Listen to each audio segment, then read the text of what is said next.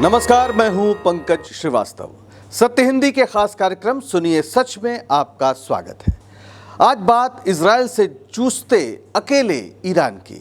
क्या मुस्लिम ब्रदरहुड यानी उम्मत का सिद्धांत व्यक्तिगत हितों के सामने बौना पड़ गया है? आखिर दुनिया के तमाम मुस्लिम देश इजराइल के साथ युद्ध में खुलकर ईरान का साथ क्यों नहीं दे रहे? 57 इस्लामी देशों का संगठन OIC यानी इस्लामी सहयोग संगठन क्या कर रहा है? और पाकिस्तान ने क्यों इस खबर का खंडन किया कि वो इजराइल के खिलाफ ईरान को अपने परमाणु हथियार देने को तैयार है? पाकिस्तान ने इजराइल को आज तक मान्यता नहीं दी है, लेकिन ईरान को बर्बाद करने और इजराइल को आबाद करने वाले अमेरिका का वो बगल बच्चा क्यों बना हुआ है? मिलेंगे इन तमाम सवालों के जवाब हमारे इस वीडियो में। तो शुरू करते हैं आज का सफर। बेंजामिन नेतन्याहू और अली खामेनेई, बीच में आप तस्वीर देख रहे हैं उस युद्ध की जो 13 तारीख से लगातार चल रहा है और दिनों दिन खतरनाक होता जा रहा है। अभी तक औपचारिक रूप से युद्ध की घोषणा नहीं हुई, लेकिन युद्ध और क्या होता है। दोनों देश एक दूसरे पर जमकर मिसाइलें दाग रहे हैं।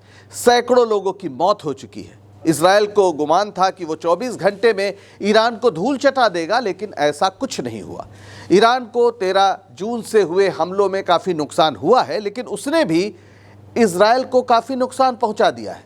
इजराइल के आयरन डोम यानी मिसाइल हमलों से बचाने का जो सुरक्षा चक्र था, उसको भेदते हुए ईरानी मिसाइलें राजधानी तेल अवीव, हाइफा और पेटाह टिकवा की कई इमारतों को बर्बाद कर चुकी है।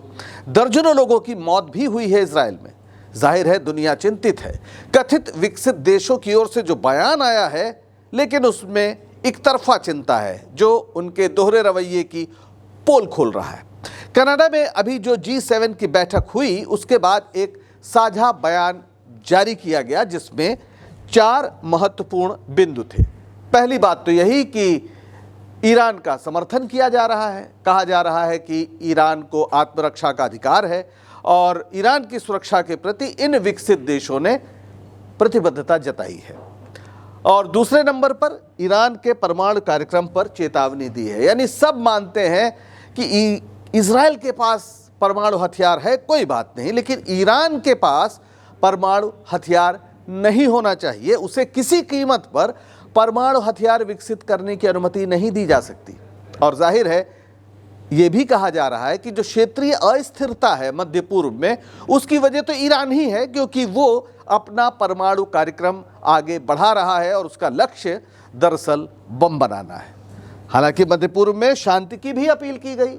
G7 देशों ने व्यापक शांति और स्थिरता की आवश्यकता पर बल दिया, जिसमें गाजा में युद्ध विराम भी शामिल है। गाजा में कितने लोग मारे गए हैं, 50,000 लोग, और किस तरह से बस्ती तबाह हुई है उसकी अगर आप तस्वीर देख लें तो आपकी रूह कांप जाएगी। बच्चे, स्त्रियां, बुजुर्ग सब एकदम लाशों में तब्दील हो गए हैं। पूरा इलाका ख़त्म हो गया है। बहरहाल अपील की जा रही है कि भाई इजराइल थोड़ा थम के, लेकिन इजराइल न रुका है न इनके कहने पर रुकेगा। और इन लोगों ने ईरान को अस्थिरता का यानी मध्य पूर्व में जो अस्थिरता है उसका कारण भी बताया है। पश्चिम एशिया में जो अस्थिरता चल रही है, जिसको हम लोग मध्य पूर्व भी कहते हैं, उसके पीछे ईरान है, ऐसा इन G7 यानी जो विकसित देश हैं इनका मानना है। वैसे अमेरिका ने इस बयान पर हस्ताक्षर नहीं किए और राष्ट्रपति ट्रंप सम्मेलन के बीच से ही चले गए वापस, लेकिन उन्होंने जो कहा वो ईरान के लिए खतरे की घंटी है। ईरान को परमाणु समझौता न करने पर तबाही की चेतावनी पहले भी वो दे चुके थे और अब उन्होंने कहा कि तेहरान को खाली कर देना चाहिए। साफ है कि ये किसी बड़े हमले की धमकी है। देखा जाए तो ट्रंप ही नहीं, पूरा पश्चिम एक सुर में इजराइल के समर्थन में बोल रहा है। उसका साफ कहना है कि ईरान को परमाणु बम बनाने की इजाज़त नहीं दी जानी चाहिए और इजराइल जो कुछ भी कर रहा है वो आत्मरक्षा है, जिसका उसे पूरा हक है। ऐसे में सवाल उठ रहा है कि इस्लामी देश क्या कर रहे हैं। दुनिया में 57 इस्लामी मुल्कों का एक संगठन है OIC यानी ऑर्गेनाइजेशन ऑफ इस्लामिक कोऑपरेशन या इस्लामी सहयोग संगठन। ये तस्वीर है एक उसके पुराने सम्मेलन की, जब ये संगठन जुटते हैं, बात करते हैं। और ये जो संगठन है, ये अगर यूनाइटेड नेशंस को छोड़ दिया जाए तो दुनिया का सबसे बड़ा अंतर सरकारी संगठन है। इसका मुख्यालय जेद्दा में है। तो ये उम्मत के सिद्धांत पर है, यानी मुस्लिम ब्रदरहुड, यानी पूरी दुनिया के सारे मुसलमान दरअसल एक इस्लामी जगत के हिस्से हैं और सबके हित समान हैं। लेकिन ओआईसी ने अपनी ओर से अब तक ईरान का साथ देने की कोई पहल नहीं की है। ओआईसी की ओर से एक बयान ज़रूर आया है, और ये बयान क्या है, दरअसल कहा गया है कि फ़ोन किया था ईरान के विदेश मंत्री अब्बास अराक्ची ने। तो जो महासचिव जी हैं, महासचिव ने जो इस संगठन के महासचिव हैं ओआईसी, इन्होंने उनसे बात की और ये कहा कि इज़राइल जो कुछ कर रहा है वो ठीक नहीं है, और इज़राइल की जो आक्रामकता है उसकी निंदा की है, और जो पूरी तरीके से ईरान है उसके पक्ष में या उसके प्रति एक सहानुभूति दिखाई है। ये हसन ब्राहिम ताहा हैं, ये जिनकी तस्वीर है, ये ओआईसी के महासचिव हैं। तो इन्होंने, इनकी ओर से दरअसल बताया गया संगठन की ओर से कि महासचिव जी को फ़ोन आया था और उसके जवाब में उन्होंने कहा हाँ, इज़राइल बहुत आक्रामक रवैया अख्तियार कर रहा है और हमारी पूरी सहानुभूति ईरान के साथ है। ये बयान जारी हुआ है ओआईसी की ओर से, जो यहाँ स्क्रीन पर आपको दिखाई पड़ रहा है। अब ये फ़र्क समझिए, इज़राइल के साथ अमेरिका से लेकर ब्रिटेन तक सैनिक सहायता की बात कर रहे हैं। राष्ट्रपति ट्रंप तो धमकाने के अंदाज में ईरान से कह चुके हैं कि अमेरिका के पास तमाम घातक हथियार हैं जो इज़राइल को दिए गए हैं और इज़राइल उन्हें चलाना भी जानता है। लेकिन ओआईसी की ओर से महज इज़राइल की ज़बानी निंदा की जा रही। वैसे एक और अजब समर्थन पाकिस्तान की तरफ से आया है, जो ईरान का पड़ोसी है। ये पाकिस्तान है, ये ईरान है, दोनों की सीमाएं लगभग 750 किलोमीटर मिलती हैं। और कभी जब पाकिस्तान भारत का हिस्सा था तो दरअसल ईरान भारत का पड़ोसी था और गांधार एकदम सीमा पर था, और गांधार को लेकर मुग़ल काल में काफ़ी लड़ाइयाँ भी होती रही हैं। तो पाकिस्तान, ईरान और भारत पड़ोसी थे, अब पाकिस्तान और ईरान पड़ोसी है। अभी कुछ दिन पहले मोहसिन रज़ाई जो ये हैं, ये ईरान के इस्लामिक रिवोल्यूशनरी गार्ड कोर यानी IRGC के सीनियर जनरल हैं और ईरानी नेशनल सिक्योरिटी काउंसिल के सदस्य हैं। इनका एक वीडियो अभी काफ़ी वायरल है, जिसमें इन्होंने कहा कि एक इंटरव्यू है, ईरान के सरकारी जो टेलीविज़न है उसको इंटरव्यू है, जिसमें इन्होंने कहा कि इज़राइल अगर परमाणु हथियारों से ईरान पर हमला करेगा तो पाकिस्तान ने वादा किया है कि वो अपने परमाणु हथियारों से इज़राइल को जवाब देगा।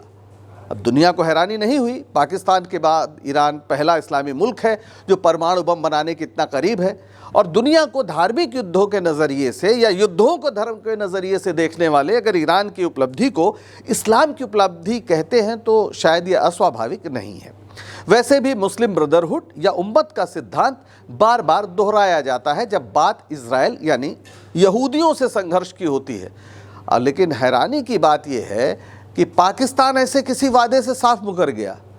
विदेश मंत्री इसहाक डार साहब हैं, इन्होंने 16 जून को पाकिस्तान की संसद में मोहसिन रज़ाई के बयान पर जो कहा वो काफ़ी चौंकाने वाला है। क्या कहा, ये यहाँ देखिए। इन्होंने रज़ाई के बयान को लेकर कहा, यह बिल्कुल ही गैर जिम्मेदाराना और झूठी खबर है। अल्लाह ताला ने पाकिस्तान को परमाणु शक्ति संपन्न बनाया है और इसे लेकर दुनिया के कई मुल्कों को तकलीफ भी होती है, लेकिन ये शक्ति हमारी अपनी सुरक्षा और स्थिरता के लिए है। मैं स्पष्ट कर देना चाहता हूं कि हमारी तरफ से ऐसा कोई बयान नहीं दिया गया कि हम इज़राइल के खिलाफ परमाणु हथियार का इस्तेमाल करेंगे। हम ईरान के साथ खड़े हैं और हर अंतर्राष्ट्रीय मंच पर ईरान के हितों की रक्षा के लिए उसका समर्थन करेंगे। तो ये एक बात है। और इज़राइल ने ईरान, यमन और फ़िलिस्तीन को टारगेट किया है। अगर मुस्लिम देश एकजुट नहीं हुए तो हम सभी को ऐसे हमलों का सामना करना पड़ेगा। ये उसके बाद बयान है, ये मैं अभी बताऊंगा। दरअसल ये बयान जो इसके पहले मैंने आपको बताया, ये बयान उस भावना के ठीक उलट है जो 2 दिन पहले ही पाकिस्तान की नेशनल असेंबली में दिया गया था। 14 जून को पाकिस्तान के रक्षा मंत्री ख्वाजा आसिफ ने नेशनल असेंबली में इजराइल के खिलाफ मुस्लिम एकता की, यानी उम्मत की एकता की अपील की थी। उन्होंने क्या कहा था, ये सुनिए। उन्होंने कहा कि हम ईरान के साथ खड़े हैं और हर अंतर्राष्ट्रीय मंच पर ईरान के हितों की रक्षा के लिए उसका समर्थन करेंगे। इजराइल ने ईरान, यमन और फिलिस्तीन को टारगेट किया है। अगर मुस्लिम देश एकजुट नहीं हुए तो हम सभी को ऐसे हमलों का सामना करना होगा। मैं सभी मुस्लिम देशों से इजराइल से संबंध तोड़ने की अपील करता हूं। ऑर्गेनाइजेशन ऑफ इस्लामिक कोऑपरेशन को आपातकालीन सत्र बुलाकर संयुक्त रणनीति तैयार करनी चाहिए। अब सोचिए, 16 तारीख को जो कहा जा रहा है कि नहीं हम बिल्कुल नहीं देंगे अपना परमाणु बम या हथियार ईरान की सुरक्षा के लिए, बिल्कुल हम नहीं करेंगे, इसहाक डार कह रहे हैं। और उसके तुरंत बाद ये बयान आ रहा है जिसमें कहा जा रहा है, उसके पहले ये बयान आया, माफ़ करिएगा, 2 दिन पहले, जिसमें उन्होंने कहा कि सबको एकजुट हो जाना चाहिए। तो क्या मतलब है कि ईरान को सैनिक मदद देना इसका मकसद नहीं है। विदेश मंत्री इसहाक डार ने स्पष्ट किया है। अब जो 16 जून को ये भी खबर आ गई थी, जिस दिन इसहाक डार ने बयान दिया था, खबर ये आई थी कि ईरान से लगी अपनी सीमा को पाकिस्तान ने बंद कर दिया। वैसे भी पाकिस्तान के लिए अमेरिका को नाराज़ करना आसान नहीं है। अमेरिकी राष्ट्रपति डोनाल्ड ट्रंप पाकिस्तान के सेनाध्यक्ष जनरल आसिम मुनीर को बाकायदा लंच पर इनवाइट करते हैं। अपने घर पे व्हाइट हाउस में आसिम मुनीर को लंच दिया जाता है। ऑपरेशन सिंदूर के बाद अचानक अमेरिका की नज़र में पाकिस्तान की अहमियत काफ़ी बढ़ गई है, जो चीन और भारत दोनों को काबू में रखना चाहता है, और पाकिस्तान इस मौके को गंवाना नहीं चाहता। तो क्या माना जाए, ईरान अकेला पड़ गया है? वास्तविकता तो यही है कि उम्मत सिर्फ ज़बानी जमा खर्च का मसला है, वो ज़बानी जमा खर्च कर रही है। कोई भी मुस्लिम देश इस लड़ाई को अपनी लड़ाई नहीं बनाना चाहता।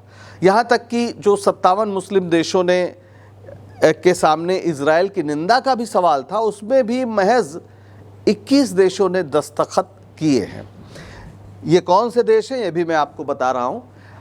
मिस्र के विदेश मंत्री बद्र अब्देल अत्ती की एक पहल थी, ये उनकी तस्वीर है। इन्होंने सभी विदेश मंत्रियों से बात की और निंदा प्रस्ताव तैयार किया, लेकिन उसमें सिर्फ 21 मुस्लिम देशों ने दस्तखत किए हैं। Algeria, Bahrain, Brunei, Chad, Comoros, Djibouti, Gambia, Iraq, Jordan, Kuwait, Libya, Mauritania, Pakistan, Qatar, Saudi Arabia, Somalia, Sudan, तुर्की, ओमान, UAE, यानी इतने लोगों ने ही दस्तखत किए हैं, बाकी लोगों ने दस्तखत भी नहीं किए इस साझा बयान में। लेकिन एक गंभीर बात है कि मध्य पूर्व को परमाणु और अन्य जनसंहारक हथियारों से मुक्त क्षेत्र घोषित किया जाए, ये भी कहा गया है। इसका मतलब क्या है? ये भी कहा गया है कि सभी देशों को परमाणु अप्रसार संधि यानी NPT से जुड़ना चाहिए, ताकि परमाणु हथियारों की दौड़ पर लगाम लगाई जा सके। सभी हमलों की आलोचना की बात कही गई है, जो ख़ास तौर पर इंटरनेशनल एटॉमिक एनर्जी एजेंसी जो है IAEA की निगरानी में जितने परमाणु ठिकाने हैं उनको निशाना बनाया जा रहा है। ये गलत है। ये भी कहा गया है कि ये अंतर्राष्ट्रीय कानून और जेनेवा कन्वेंशन जो 1949 का है उसका उल्लंघन है। लेकिन अगर गौर से देखिए तो ये बयान इजराइल के साथ साथ ईरान की भी आलोचना करता है, जिसने NPT से अलग होने की बात कही। यही नहीं, मध्य पूर्व को परमाणु शस्त्रों से मुक्त करने की बात करने का यह भी अर्थ है कि ईरान परमाणु हथियार न बनाए, जबकि हालिया हमले के खिलाफ वहां यह मांग जोर पकड़ रही है। तो क्या शिया बहुल ईरान की तरक्की सुन्नी मुस्लिम देश बर्दाश्त नहीं कर पा रहे हैं? ये भी एक एंगल है शिया और सुन्नी का। इस्लामी एकता का मतलब है सभी मुस्लिमों का एकजुट होना, चाहे वे शिया हों या सुन्नी। इस्लामी उम्मत यानी पूरी दुनिया के मुसलमानों का समुदाय कुरान और पैगंबर मोहम्मद की शिक्षाओं से बंधा है। पैगंबर मोहम्मद साहब के निधन के बाद उनके दामाद हज़रत अली को खलीफा ना बनाए जाने को लेकर विवाद हो गया। उन्हें 3 खलीफा के बाद ये पद मिला और हज़रत अली के मानने वालों को शिया कहा गया। 661 ईस्वी में हज़रत अली की हत्या हुई और 680 में करबला में इमाम हुसैन की शहादत के बाद शिया सुन्नी विभाजन और तेज़ हुआ। आज 85% मुसलमान सुन्नी हैं और 15% शिया हैं। ईरान एक शिया बहुल देश है, जबकि सऊदी अरब और यूएई सुन्नी। अब ज़रा ये भी जान लीजिए कि शिया और सुन्नी का क्या अर्थ है और दोनों में फ़र्क क्या है। शिया हज़रत अली के अनुयायी हैं। हज़रत अली को पैगंबर मोहम्मद साहब का सच्चा उत्तराधिकारी ये मानते हैं। और सुन्नी शब्द अरबी के सुन्नत से निकला है, जिसका अर्थ है पैगंबर मोहम्मद की परंपराएं और शिक्षाएं। तो ये एक मोटा फ़र्क है। शिया वैसे अरबी शब्द शियात से लिया गया है, जिसका अर्थ है अनुयायी या समर्थक। इस्लाम में शिया मुस्लिम वे हैं जो हज़रत अली को पैगंबर मोहम्मद का सच्चा उत्तराधिकारी और पहला इमाम मानते हैं। शिया समुदाय का मानना है कि पैगंबर के बाद नेतृत्व का अधिकार हज़रत अली और उनके वंशजों को मिलना चाहिए था, ना कि अन्य खलीफाओं को। और सुन्नी शब्द अरबी के सुन्नत से निकला है, जिसका अर्थ है पैगंबर मोहम्मद की जो परंपराएं और शिक्षाएं हैं उस पर चलना। सुन्नी मुसलमान मानते हैं कि पैगंबर मोहम्मद साहब के बाद खलीफा का चयन समुदाय की सहमति से होना चाहिए था। वे पहले 4 खलीफाओं यानी हज़रत अबू बकर, हज़रत उमर, हज़रत उस्मान और हज़रत अली को राशिदुन खलीफा यानी मार्गदर्शन करने वाले खलीफा मानते हैं और उनकी वैधता को स्वीकार करते हैं। सुन्नी इस्लाम में कुरान और हदीस यानी पैगंबर की शिक्षाएं मुख्य मार्गदर्शक स्रोत हैं। जाहिर है शिया समुदाय की आबादी कम है। ईरान एक ऐसा देश है जो इस्लामी क्रांति के बाद पूरी तरह शिया विश्वासों पर चलता है। ईरान के धार्मिक नेता कहते हैं कि इजरायली हमले इस्लामी उम्मत के खिलाफ साजिश है, लेकिन सुन्नी देश इसे नज़रअंदाज करते हैं। हैरानी तो यह है कि कई सुन्नी मुल्कों ने इजराइल के साथ संधि कर ली है। एक अब्राहम समझौता हुआ है, वो बड़ा महत्वपूर्ण है। यह 2020 में हुआ था व्हाइट हाउस में डोनाल्ड ट्रंप की उपस्थिति में। उस समय ये राष्ट्रपति थे और आप यहाँ बेंजामिन नेतन्याहू को देख सकते हैं। 15 सितंबर 2020 की ये तस्वीर है। वॉशिंगटन डीसी में व्हाइट हाउस में औपचारिक रूप से हस्ताक्षर किया गया था। इसमें इजराइल के साथ संयुक्त अरब अमीरात और बहरीन ने राजनयिक और सामान्य संबंध स्थापित किए। इस समझौते का नाम पैगंबर इब्राहिम या अब्राहम के नाम पर रखा गया, जिन्हें यहूदी, ईसाई और इस्लाम धर्मों में एक समान सम्मान उनका किया जाता है, यानी तीनों धर्मों की वो साझा विरासत के प्रतीक हैं। बाद में इस अब्राहम एकॉर्ड में सूडान 23 अक्टूबर 2020 को और मोरक्को 10 दिसंबर 2020 को शामिल हो गया। इससे पहले 1979 में मिस्र और 1994 में जॉर्डन ने भी इजराइल के साथ शांति समझौता किया था। यानी ईरान के ये करीबी जो अरब देश हैं, ये वो हैं जहां अमेरिका के सैनिक अड्डे हैं और वे अमेरिका के आर्थिक और सैन्य सहयोग पर आश्रित भी हैं। ये नामुमकिन है कि वे इजराइल के खिलाफ किसी युद्ध में कूदें। वैसे भी सऊदी अरब और यूएई ईरान को क्षेत्रीय प्रतिद्वंदी मानते हैं और विशेषज्ञों का मानना है कि सुन्नी देशों को ईरान की प्रगति से थोड़ा ईर्ष्या भी है। सोशल मीडिया पर तो ऐसी भी चर्चा है कि सऊदी अरब और जॉर्डन ने इजरायली हमलों में गुप्त रूप से मदद की। जॉर्डन ने अपनी हवाई सीमा इजरायली विमानों के लिए खोली और सऊदी अरब ने ईरानी मिसाइलों को रोकने में मदद की। ये देश युद्ध में नहीं कूदेंगे क्योंकि ये अमेरिका के साथ हैं। जाहिर है इस्लामी एकता का सिद्धांत आज काफ़ी कमज़ोर दिखता है, क्योंकि भू राजनीति और आर्थिक हित कहीं ज़्यादा महत्वपूर्ण है। इस्लामी एकता का सिद्धांत शिया सुन्नी विभाजन और इस जियोपॉलिटिक्स के सामने कमज़ोर पड़ा है और जाहिर है ईरान अलग थलग कहिए या अकेला कहिए वो दिखाई पड़ रहा है। अब ये पूरी लड़ाई ईरान को अपने दम पर ही लड़नी पड़ेगी। इसका क्या अंजाम होता है इसका हमें भी इंतज़ार है और आपको भी इंतज़ार करना होगा। आज के लिए बस इतना ही। अगर सच बयानी का हमारा यह सिलसिला आपको पसंद आ रहा हो तो लाइक करें, शेयर करें और चैनल को सब्सक्राइब भी करें।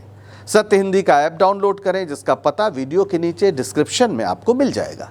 तो दीजिए इजाज़त और बने रहिए सत्य हिंदी के साथ। नमस्कार।